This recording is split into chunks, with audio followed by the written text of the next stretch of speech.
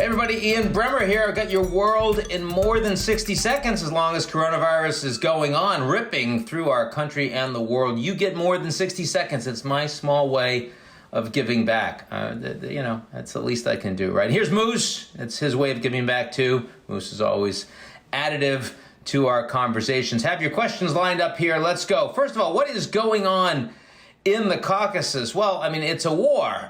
You'd never know it from following American press because, of course, we're only talking about Trump and the elections. But Armenia and Azerbaijan are actively fighting each other. Over 100 are dead so far, including civilians. There is a lot of fog of war misinformation going on. Reuters piece that seems that there are some mercenaries, including Syrian mercenaries, on the ground that were in Azerbaijan that were paid for by Turkey.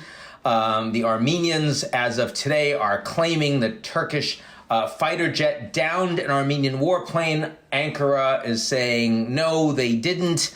The Iranians are being accused of transferring military equipment to Armenia. The Iranians are saying, no, they didn't. Social media, of course, this war is playing out very aggressively in Turkish-supported Azeri social media, in Armenian social media. So far, not a lot from the Russians themselves, who are in a sticky position. I mean, they basically provide military equipment to both sides. They have a defense pact with Armenia, but since the Velvet Revolution in Armenia, where Armenia is fully democratic now, is much less corrupt, and is more independent from Russia, and that is estranged a little bit. And the Russians, they want to have overwhelming influence in the entirety of the Caucasus and the North Caucasus, and that means they want to be able to pull the strings. And a level of frozen instability between Armenia and Azerbaijan is not bad for Russia. So they don't necessarily want to come in immediately on Armenia's side, but they also don't want the Turks to be supporting Azerbaijan, take a bunch of territory, and suddenly Azerbaijan is inextricably in Turkey's pocket. So, I mean, interestingly, kind of like Belarus right now, Russia is definitely has preferences, but is on the sidelines and would rather not have to pay very much to get this resolved in a way that would be favorable for it. So that's the situation. As European coronavirus cases rise, so do anti-mask protests. Is this the same story that played out in the U.S. this summer? Not exactly. In the United States, anti-mask wearing was kind of promoted by President Trump and by many around him. You've seen Dr. Atlas, for example, who Trump likes on television, saying the jury's out on wearing masks. President Trump has organized a number of mask optional rallies where really there's a fair amount of peer pressure saying if you're patriotic, if you support Trump, you don't really wear a mask.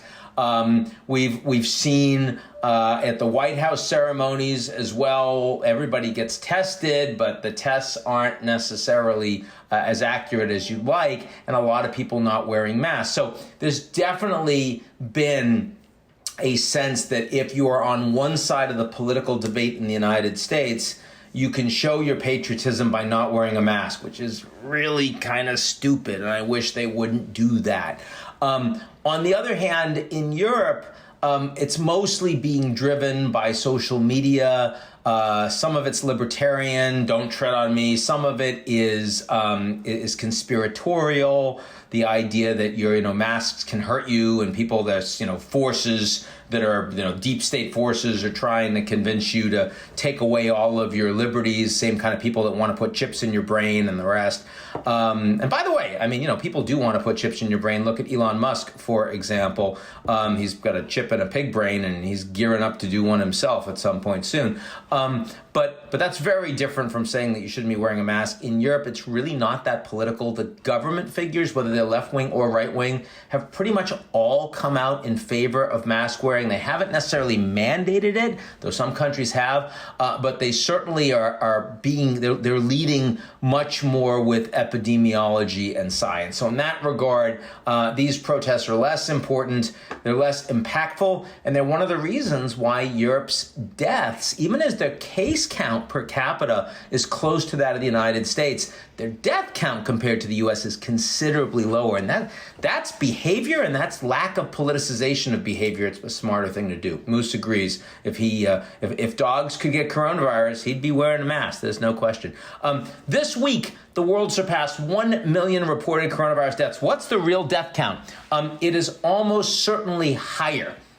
It is almost certainly higher because the Chinese have clearly obscured at the least tens of thousands of deaths in the early days of coronavirus, perhaps more than that.